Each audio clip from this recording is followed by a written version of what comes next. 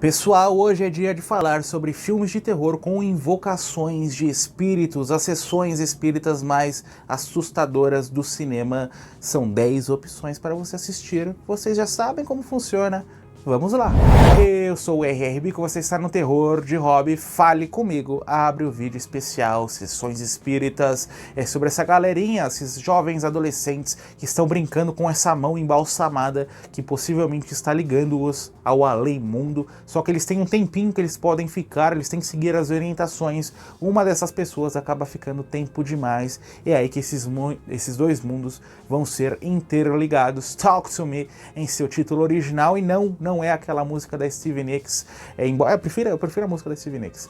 O terror australiano, né, bem tenso, quando as cenas mais gráficas, mais psicológicas surgem, elas realmente nos tiram do lugar comum, realmente nos chocam. Esse é o charme do filme, né? E tem essa sessão espírita aí, várias sessões espíritas no decorrer do filme. Eu amo esse subgênero e esse talvez seja a melhor opção do cinema recente. O Jogo dos Espíritos. Vamos pular da Austrália para o Reino Unido. Esses jovens, agora jovens adultos, eles estão brincando nessa sessão espírita, vão convocar espíritos, algo sai de muito errado, e esse espírito diabólico de origem lá do Egito, da Grécia, a gente não sabe bem, ele está caçando-os um a um, porque ele tem que matar todas as pessoas que estiveram nessa invocação para ser realmente libertado. Opção B, né? É verdade, vários furos no roteiro, coisas que a gente não faz a mínima ideia como surgiu, como os personagens estão interligados, nada disso é explicado, eles simplesmente brotam em tela, mas é uma parafernália que nos convence, engraçada, divertida, assustadora, arrepiante, e as sessões espíritas são demais. Acho que tem 2 ou 3 durante o filme. O final, é verdade, é bem patético até, é muito bem simples ali, a gente não entende o porquê que eles resolveram ir por esse caminho. Eu esperava algo mais monstruoso, não é o que acontece, mas eu me diverti bastante. É um filme curto e aquela história, né, frenética.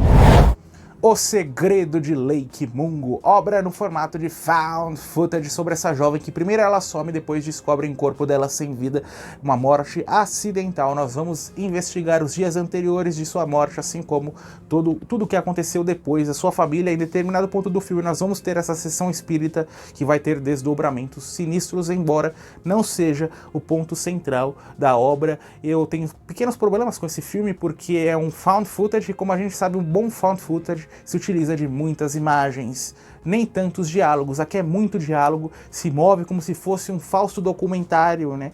Então é diálogo atrás de diálogo, isso torna a nossa experiência um pouquinho mais tediosa, porém a história é muito boa e algumas cenas em particular são aterrorizantes. É por isso que eu decidi incluir nessa lista, é por isso que eu já citei esse filme como um dos melhores found footages. Então assistam, tirem suas próprias conclusões, né? Se você deve ter muita gente que caiu nessa pegadinha à época, eu acredito, né? Porque você vai dar play achando que é um documentário e ele realmente vai te assustar se você pensar que é algo real. Ouija, Origem do Mal. Essa falsa vidente trabalha enganando pessoas para angariar dinheiro porque ela precisa. Ela tem uma filha pequena lá, só que a filha vai brincar com esse tabuleiro Ouija, fale como quiser, ele vai liberar um espírito diabólico. Aí nós vamos ter o nosso filme Mike Flanagan à frente da direção. Mike Flanagan é um dos maiores expoentes do terror da atualidade, embora não seja nem de perto um dos meus favoritos. Eu acho um diretor bastante superestimado. Eu gosto de muitos dos seus filmes. Tem uma série que eu amo, mas tem muitos filmes ali que a pessoa fala que é bom, mas é bem mais ou menos. Ouija talvez seja o seu maior filme. Tô tentando me lembrar aqui, não consigo me tirar nenhum filme melhor. A Maldição da Residência Hill é demais, mas é uma série, né? A Maldição da Residência Hill tem um final patético, né? Mas a série é fantástica. Esse filme nos dá um tom de nostalgia, aquela cinematografia mais amarelada, como se nós estivéssemos vendo algo velho. Isso corrobora aí toda a essência de um bom filme dentro desse subgênero Invocações aí de Espíritos, e é uma sequência, né? O primeiro filme não deu tão certo, essa sequência acabou se destacando nessa franquia. Estranha Escuridão, a trama do filme acontece em meio aos anos 80, quando cultos satânicos estavam em evidência. Em meio a tudo isso, tem esse grupinho de jovens mulheres que está viajando para ir a um show de rock. Lá elas vão encontrar um grupo de rapazes, eles vão se reunir e vão até a casa de uma delas para essa noitada, e é nessa noitada que vai surgir, evidentemente, um culto satânico para aterrorizar alguns desses jovens. Eu gosto das surpresas que a obra traz, me pegou, né? Talvez não tenha pego vocês, que quando você assistiu você já esperava aquela reviravolta. Quando essa reviravolta acontece, geralmente os filmes perdem muita qualidade, perde muito a atração, a gente acaba não simpatizando mais com os personagens. Não é o que acontece aqui.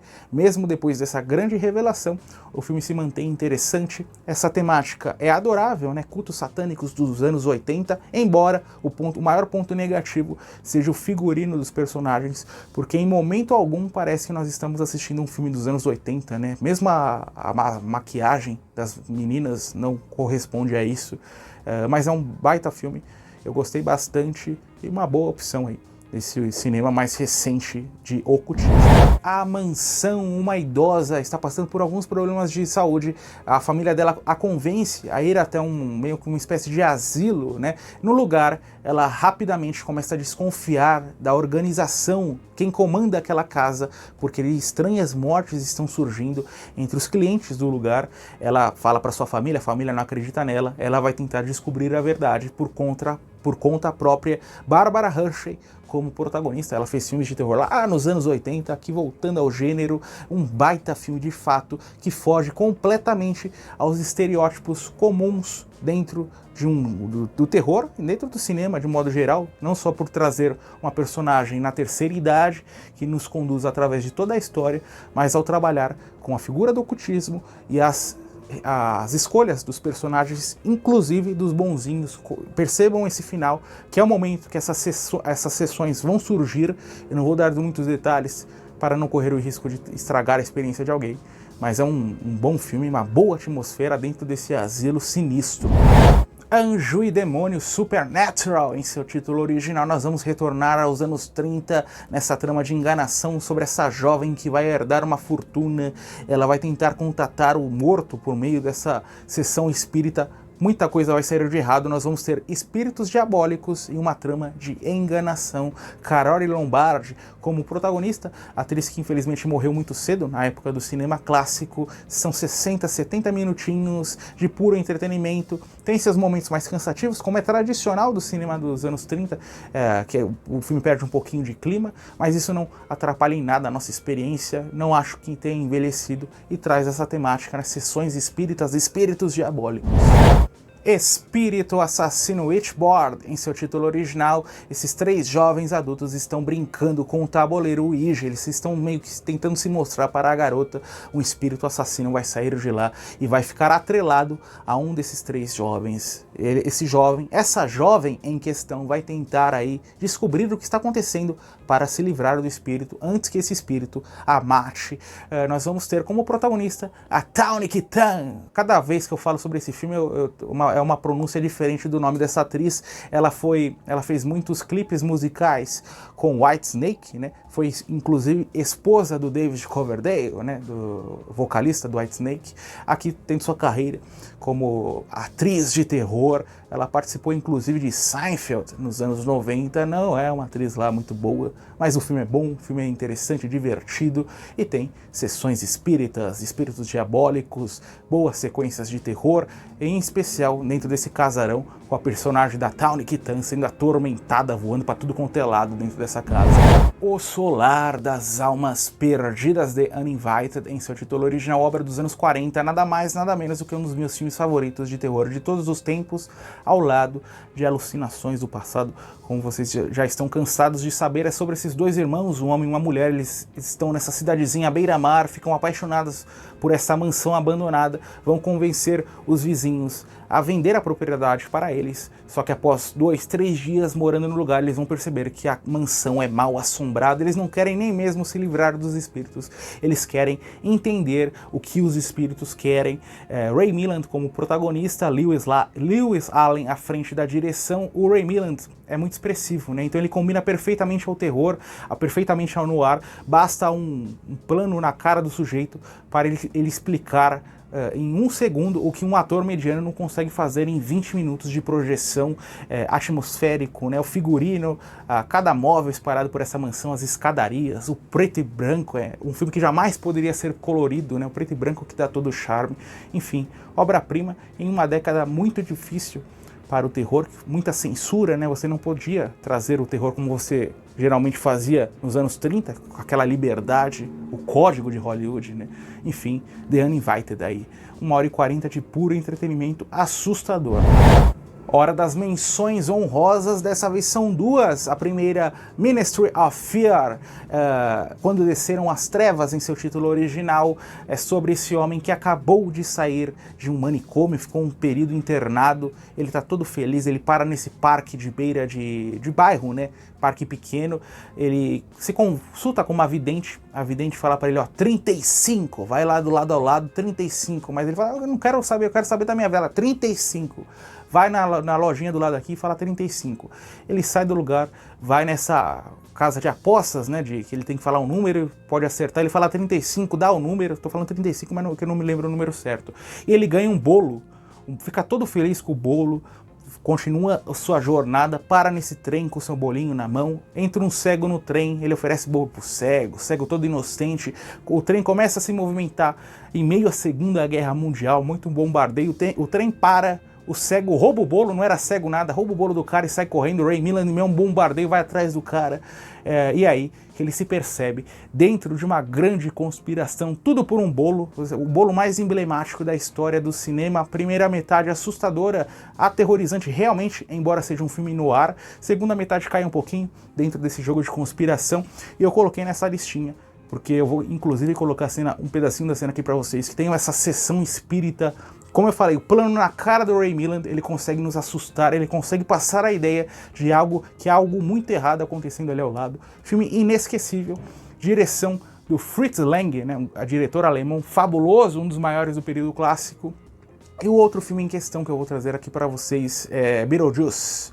Os fantasmas se divertem. Tem que tomar cuidado para não confundir com Os Fantasmas Contra-Atacam, Geena Davis, Alec Baldwin, Michael Keaton, quem mais? Jeffrey Jones, o casal que morre em um acidente e passa a assombrar a casa que eles residiam. Novos moradores vão chegar, a presença da Winona Ryder também, e eles querem se livrar desses novos habitantes. Essa é a trama do filme. Tem uma sessão espírita engraçadíssima, uma sessão de espírita meio exorcista, e um dos maiores filmes do Tim Burton, que vai sair um novo exemplar daqui a alguns meses.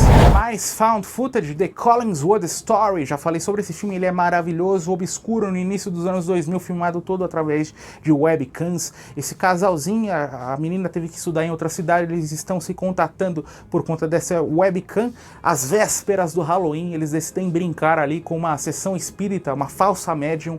A médium fala para eles, ó, não vou assustar vocês não, mas essa menina tá morando na propriedade de um culto satanista, de um líder de um culto satânico, ela tem que sair dali, ela está em perigo.